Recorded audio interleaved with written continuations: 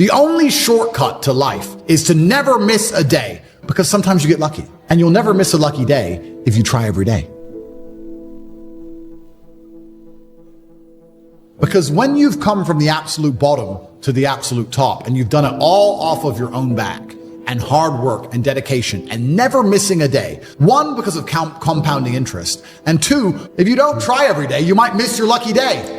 And that's what people don't understand. If you never miss a day, and you never don't try, and you're always on time, was I late today? No, on time, and you try and improve every aspect of your life, and you're a professional, and you try and make sure that you analyze your decisions, you give yourself feedback, you don't make mistakes, you're not lazy. If you try and you make it to the top, because you look at the people down below and you're like, well, why didn't you try?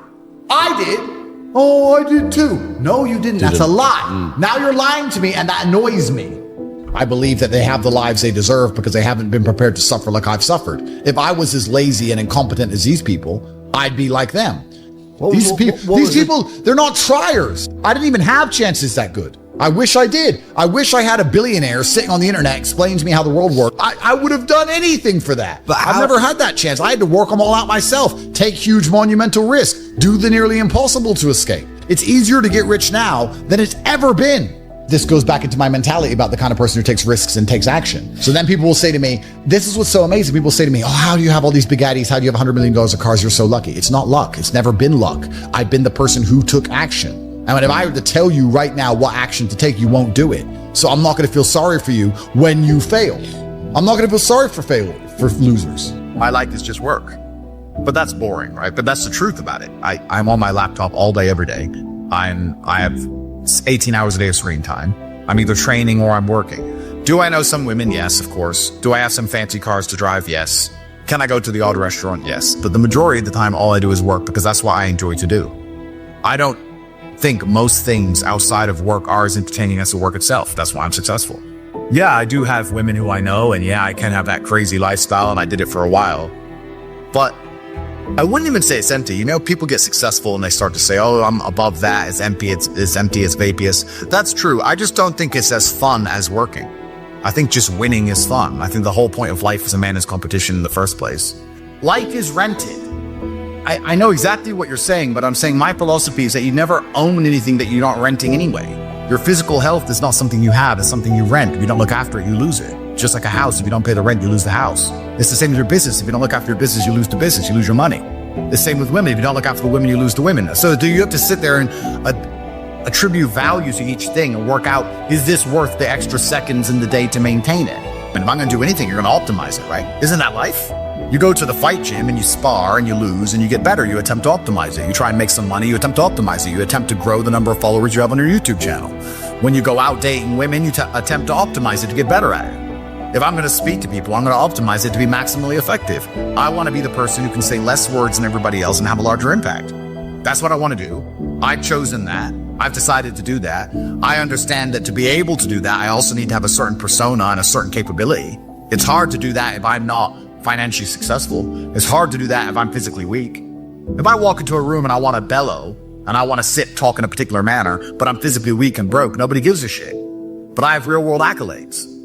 Also, a lot of my real world accolades are based on the fact that I've suffered and I'm prepared to go through difficult scenarios for the things I've said, which once again adds credence to my words. Does happiness exist to you? I don't think it's important. I am already happy and I'm happy all the time. Even when bad things happen, I'm always a happy person. I don't operate in the happy, sad paradigm. So to me, I'm always happy because I don't measure it. If you don't measure something, it doesn't exist. If you give attention to depression, you're depressed. If you give attention to how happy you are, you're always going to be measuring if you're happy or not that day. If you don't think about those things, they don't exist. I don't give measurement to them. Is that the heartbreak part is the best part. Yeah. That's the real love. The whole holding hands, everything's happy, we're out at dinner, smiling, laughing. No, that's boring. The true memory of love, the actual real fun part of the love is the part where you feel the deepest, and you feel the deepest when it goes wrong. And we can apply that to everything. That's the funnest part of life. Funnest part of life. It's never fun at the time, but in retrospect, when you want to use hindsight and analyze your entire life via the lens of your mind, when you go back in time, those bad times are the best times. Because I believe as a man, chasing happiness is probably the most asinine thing you can do. It's the easiest way to lose as a man is to chase happiness. What will make me happy is not how you win as a man. How you win as a man is, I don't care how I feel, what must be done. And really the only thing that's fun in life is work. The only thing that's fun is the thing that made you rich in the first place. That's the reason it made you rich, because you found it fun. There are no fun activities to do once you're rich. The only thing you can really do is slow things down. So a poor person has a 1 hour lunch. I'm allowed a 4 hour lunch. Great. You can add some time to things. But I don't know. I see there are some other rich people who, they get enamored by wine, and they think that giving their life to tasting different grapes is somehow not a complete waste of consciousness. But they're dipshits. And that's why they're not important. And that's why no one knows who the f they are. So when I talk to other millionaires and like, oh yeah, I'm going to wine. I like to spend my time wine. Well, then you go do that. Life is it's a game. We're living in a simulation. And if you want a high score, you have to choose the highest difficulty. So I want a high score. A lot of these people, especially people who talk about Zen and Stoicism, etc., I distrust. And this isn't specifically about him. This is about all of these people. Because they'll sit in a beautiful field with green grass in Bali, and they'll put on a stupid robe.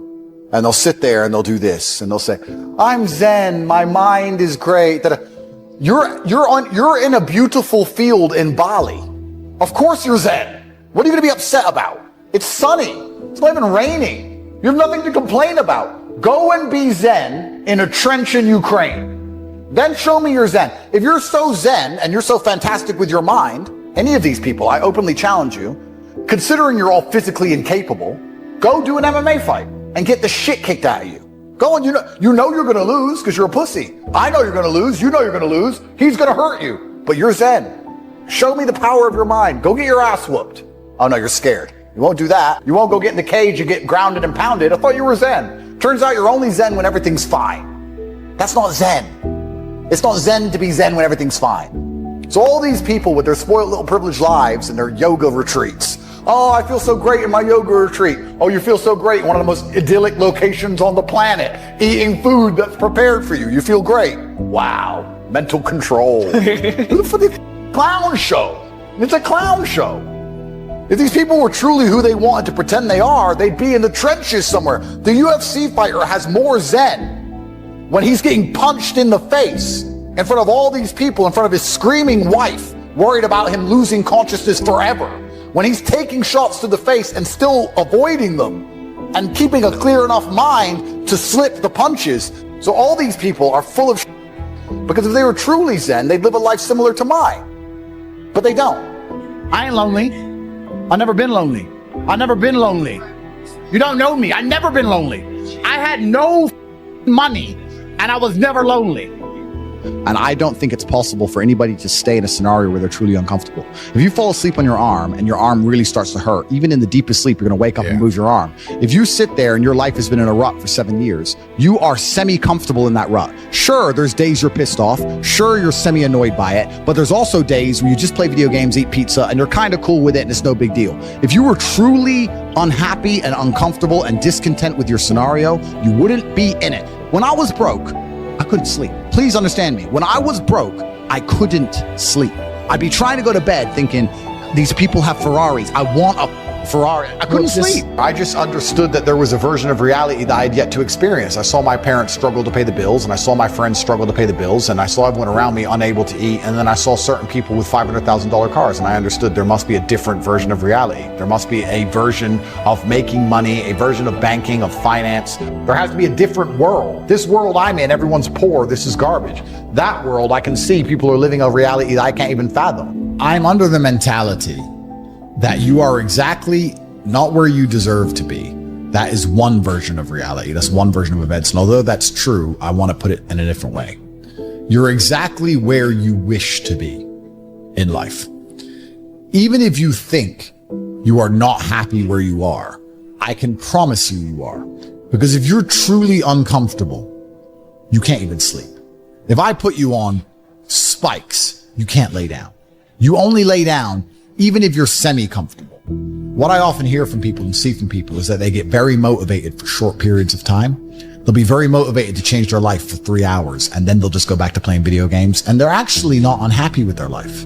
They're fine to play video games and eat beans on toast and sit around in a small little apartment. They only become unhappy for a few hours now and again. That's when they talk about how motivated they are. That's when they talk about how hard they want to try. But in general, they're actually perfectly fine with their life, meaning they wish to be there. If they wished to be anywhere else, they wouldn't be doing what they're doing.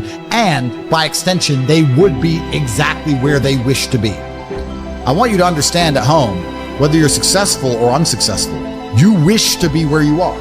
If you wished to be big, you'd be big. You would train all day, every day. There is no such thing as wanting to be big and wishing to be big truthfully and not being big. If you say to a man, do you want to be bigger? They'll all say yes. But do they really wish for it? Oh, you'll take it for free. Well, you'll take anything for free. You'll take a Toyota Corolla for free. You won't buy one. Taking something for free is very different than going out there and earning it and paying for it. They're very different things. So you're as big as you wish to be. You're as rich as you wish to be. You live where you wish to live. Because truthfully, when you wish for something with all of your heart, never in history has the universe or God failed to give it to you. Anything you've ever truly wished for in your entire life, you have gotten 100% of the time. So then the logical extension of this mindset is you have to analyze and decide, one, why you wish to be where you currently are. Why? And two, if you want to change that, where you actually genuinely wish to be. Because you have to make sure you really want it. Everyone will say they want to have $100 million. Everyone will say it, but it's not true. And if you don't wish for it, you're never going to get it. And in fact, you won't even elevate from your current position unless you're more realistic with your wish and say, I don't want 100 million. I just want 1 million. That's my advice.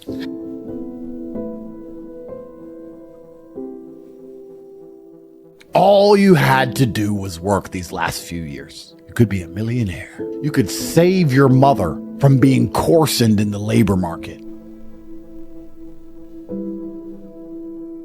You could prolong the life of your loved ones with medical care. You could literally keep your parents alive longer, and you still didn't try. You still couldn't be motivated. Extra years of consciousness for the people who birthed you is somehow not as important to scumbag losers like you. And you wonder why I end up in a position where I think, do poor people even ever deserve to win? I have been telling you, I have been repeating for the last 3 years how important it is that you make some money, get spare finance, stop trying to trade and be a smart ass. Instead, dedicate yourself. Learn how to make money online, dedicate yourself, get spare money, and buy Bitcoin. I have been saying it every single day for 3 years. And I've been saying it because the outcome was always certain in my mind.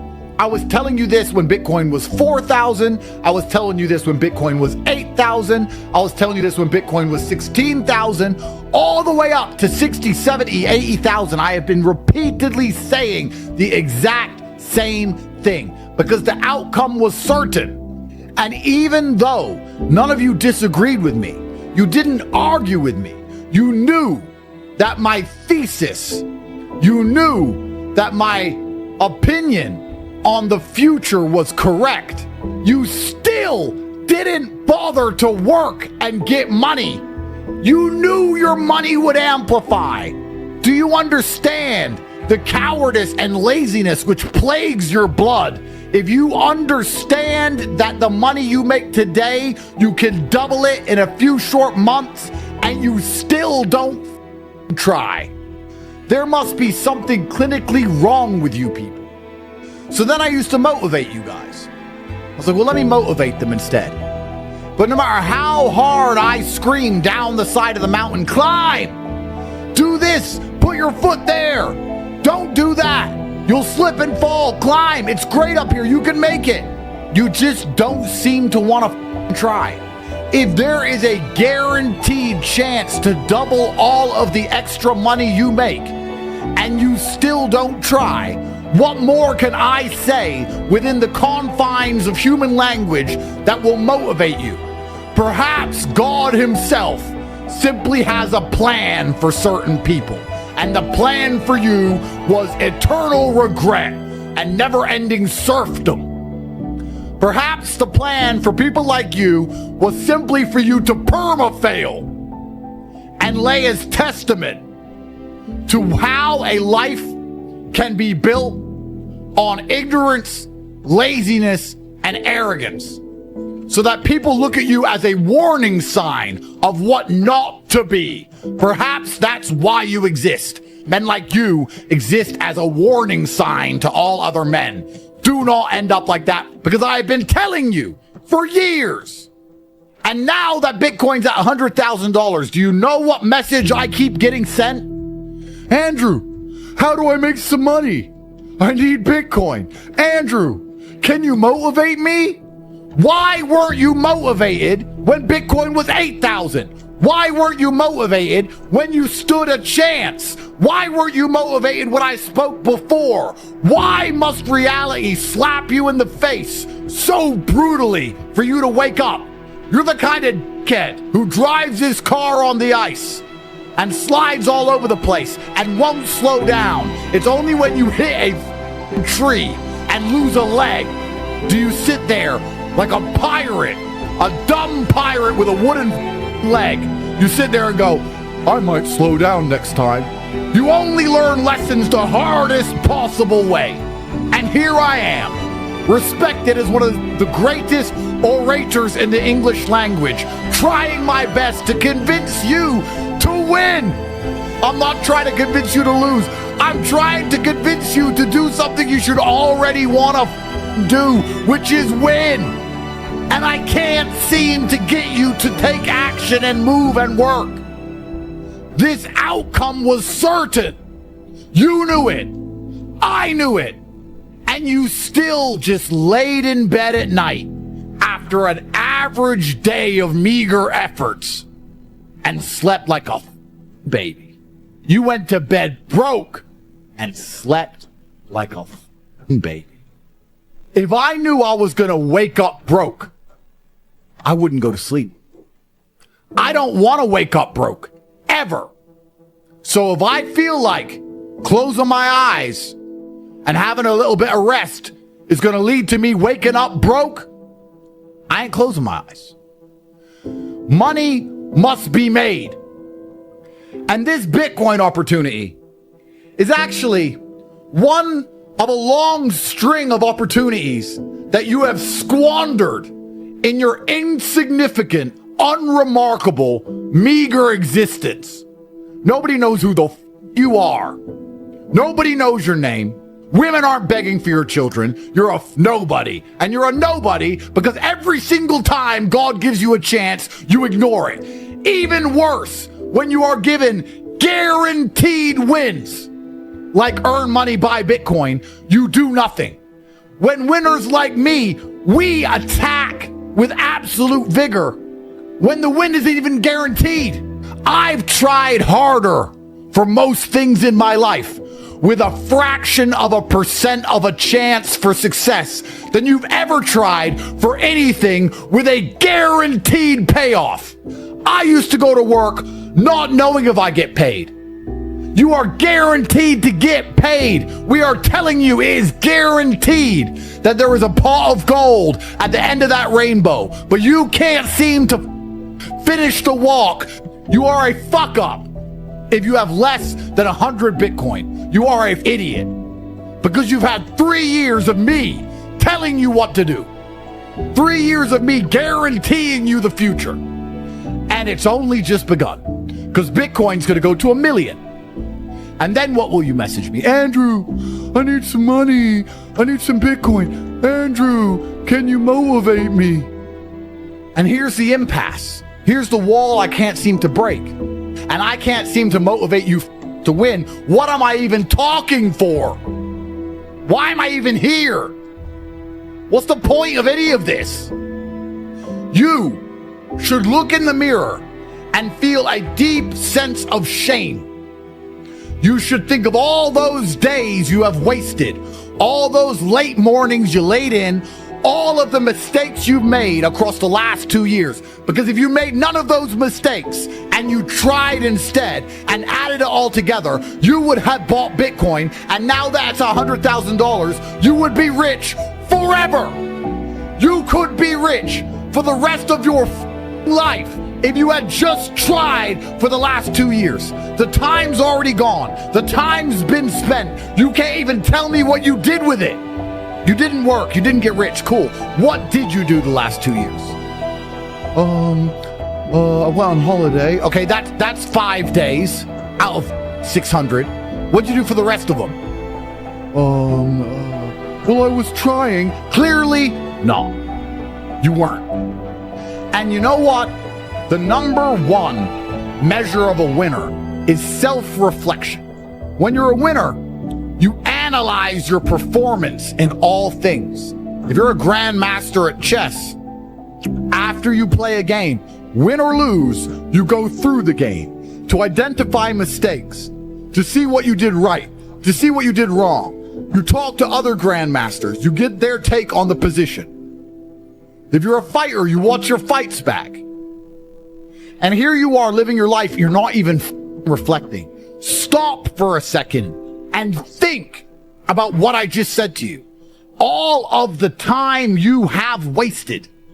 Now you feel FOMO. If you would have just acted when I was imploring you to act, if you would have just done what you knew needed to be done, you would be sitting in a completely different situation right now. Your bloodline would be financially free for eternity. Your great-grandchildren, who you may never meet, would know your name because you're the one who saved the family. Instead, you will die insignificant and be forgotten by your own blood because you are another pointless cog, which is your legacy, which is your bloodline. Your dynasty leads to nowhere, and you come to me to motivate you.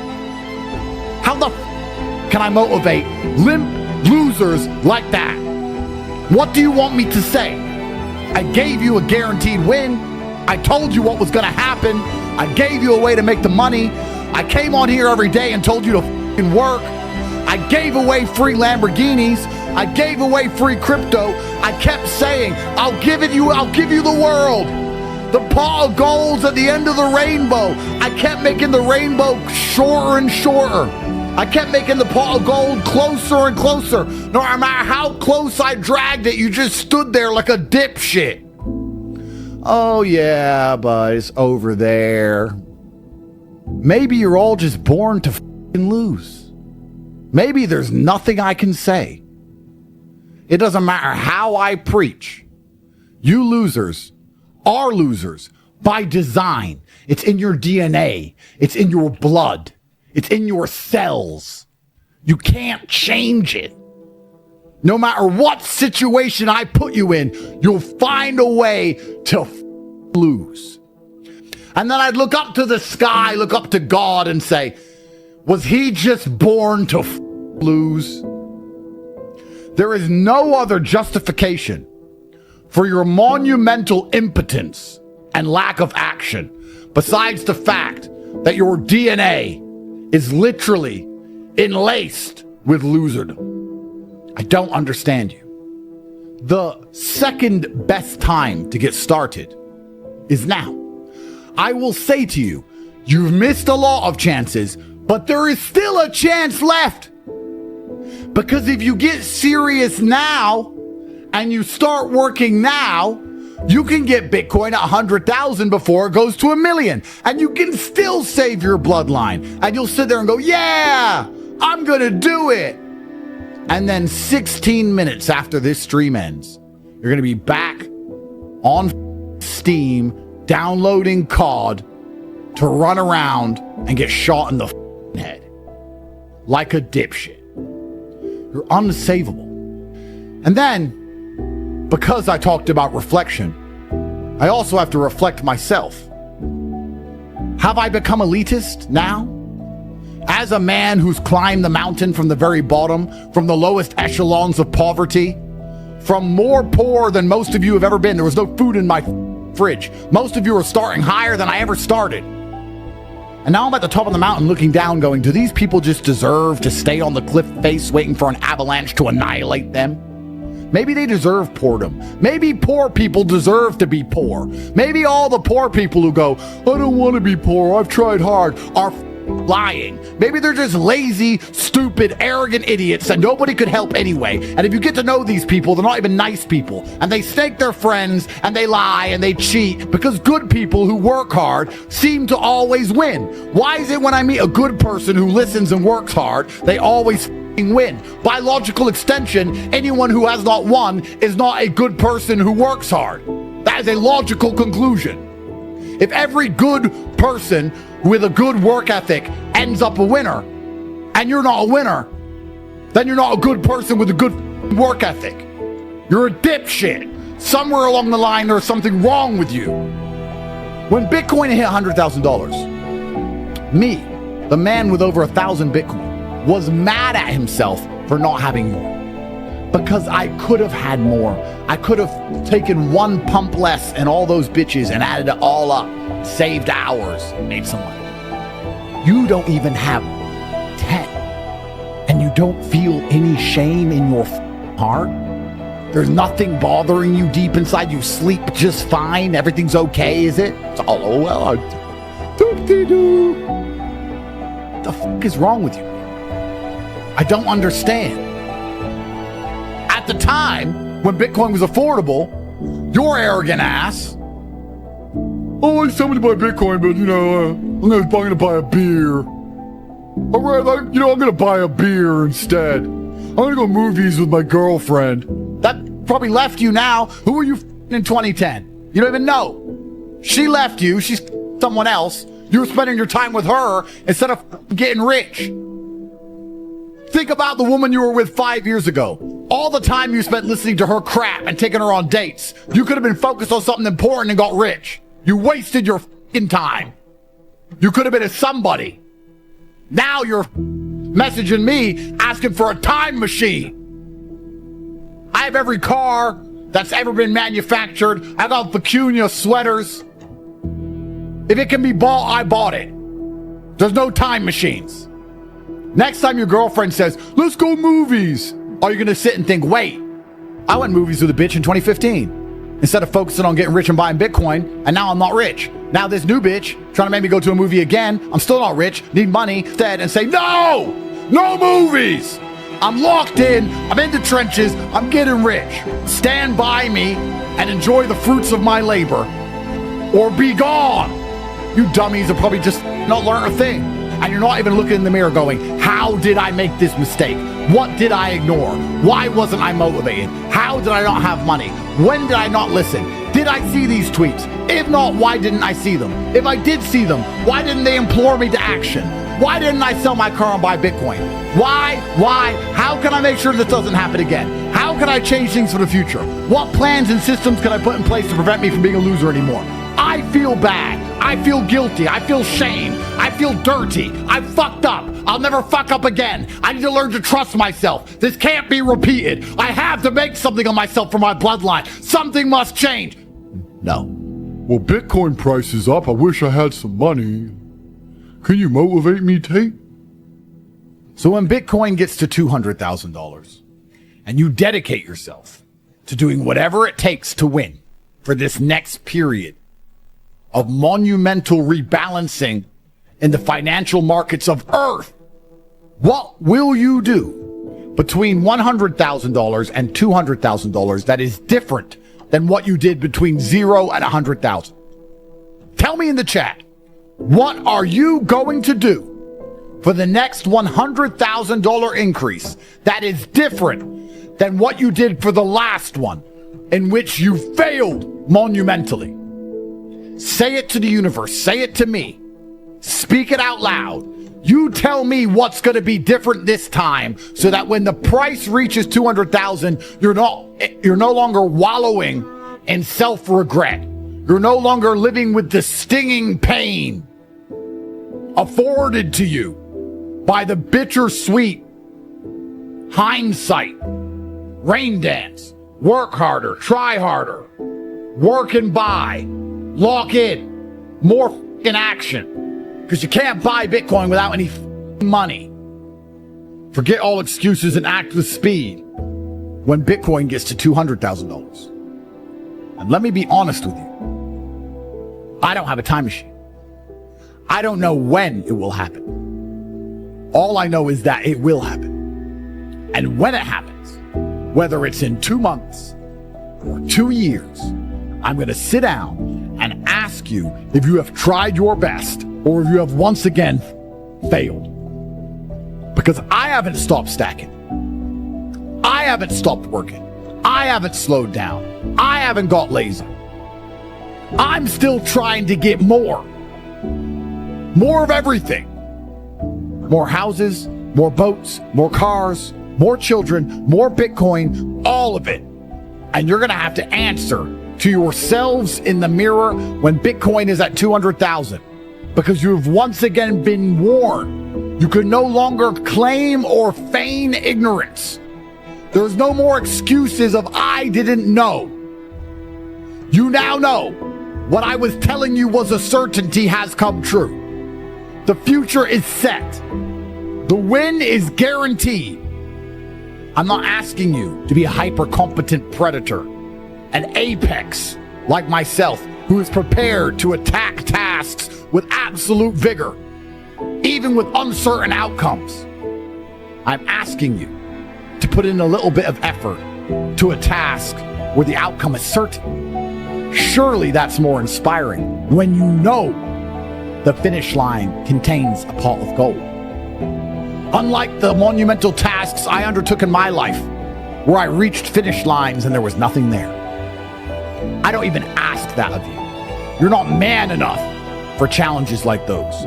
You are not built the way I am built. You could never endure or undertake the pain and suffering required to reach a finish line, unsure of whether you will be rewarded. I don't even ask scum like you for dedication like that. Instead, I ask you to reach a finish line with a guaranteed consolation, a guaranteed result and reward and prize. Guaranteed, it is sitting there. It's all I ask of you. It's all your bloodline will ask of you. It's all your family ask of you. It's all your grandchildren will ask of you. Everyone will be saying to you, why didn't you buy Bitcoin when it was cheap? Now it controls the world. Back then it was cheap. Why didn't you buy it? What's your answer going to be? I didn't know. I knew, but I didn't have any money. Well, why didn't you go and work harder? I was tired. What excuse are you going to give on your deathbed for your monumental failures? How can you even justify them? What excuse can you even fathom? I'm disgusted with you people. And the fact you're not disgusted with yourselves is genuinely concerning. It's worrying. You've seen the crackhead on the street, right? And he stinks as shit, shits his pants. And you look at him and you smell him and you go, why are you not repulsed by yourself, your own actions, your own situation you find yourself in? How your presence and existence pollutes other people's experiences of sentience. How can you live this way? You stink. You just, I don't understand how it doesn't bother you that everyone's bothered by you. Why aren't you bothered by yourself? You're covered in puke and feces. That is how the successful people view people like you. Because we look at you and say, how the fuck do you just fuck up every day? And you just wear it on your t-shirt, almost with pride, like it's fine. You stink as shit. You're poisoning my experience of humanity, my experience of consciousness, because I have to stand next to you. You're a lazy, insignificant dipshit. And no matter how hard you're told to take a shower, you just don't seem to want to do it. And nobody really understands why, besides what's ever inside of your crazy loser DNA. You have no excuse to not make money. All you have to do is try. No excuse to not take a shower, crackhead. There's a shower right here. I'll give you a shower. Please come have a shower. The crackhead says, no, I don't want a shower. Why? I'm tired of yelling at you people. And I'm tired of trying to make losers be something else. There's only so much you can do to inspire a sheep to become a wolf. This $100,000 Bitcoin price should have woken you the fuck up. I really hate repeating myself. I find repeating myself insulting. If I say something and somebody doesn't listen to me, I consider it very much like a slap in the face. It's like I was speaking words at you in a language that I know you understand, and you ignored the words. And it bothers me deeply. I really don't like repeating myself ever, but it feels like I have to with you people. Just like I told you to get Bitcoin a few years ago. Let me tell you something else. Something I've already said. So if you feel like you've missed out on Bitcoin, you haven't. You have work to do. Let me give you one more piece of advice. And listen to me carefully, because this will be a video that will be clipped, and I will play it back in 2 years from now. And you will kick yourself. Listen to me now. Listen in your heart. Listen to me. Because in 2 years, when I play this video back, you're going to hate yourself for your lack of action. So listen to me clearly. I know things you do not know, and you have been fairly warned. So in 2 years, when I ask you why you did not act, you have no excuse. You can pull out your ass. You were told directly from me. You need to work. You need to dedicate yourself. You need to take these next few months seriously. 2025 has to be a year of winners. You need to invest in Bitcoin. You need to stop being an idiot. You need to reflect on your life. You need to feed back. You need to analyze all of the mistakes you've made. You need to stop wasting your time, stop being a dipshit, and stop relying on me for temporary bursts of motivation so that you can focus on something for once in your life. Because time is running out. I don't like repeating myself. Now it is Darwinism. Those who do not benefit do not deserve to benefit. I'm done talking. Act or fail.